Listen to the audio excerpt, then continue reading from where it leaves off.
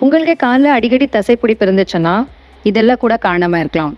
உடம்புல இருக்கும் நீர் சத்து கம்மியாகும். அப்போ இந்த தசைப்பிடிப்புன்றது ரொம்ப காமன். உப்பு சத்து கம்மியாகும்போது, கால்சியம், மெக்னீசியம், பொட்டாசியம் இந்த மாதிரி உப்பு சத்துகள் தசையில கம்மியாகும்போது கூட இந்த தசைகள் டைட் ஆகும் வாய்ப்பு அதிகமா இருக்கும். எக்ஸாம்பிள் ஒரு வாந்தி பேதி இருக்கும்போது, இல்ல ஒரு ஜுரம் இருக்கும்போது அதிகமா வேர்க்கிறீங்கன்னும் போது, உடம்புல இருக்க உப்பு சத்துகள் கம்மியாகி இந்த தசைப்பிடிப்பு கூட ரொம்ப காமனா இருக்கும். அதிகமா நின்னுட்டு வேலை செய்யும் போதோ, இல்ல தினமும் ரெகுலரா வாக் பண்ற அளவை விட அதிகமா வாக் பண்றீங்கன்னும் போது காலில் இருக்கிற தசைப்பிடிப்பெல்லாம் அதிகமாக வாய்ப்பு இருக்கும்.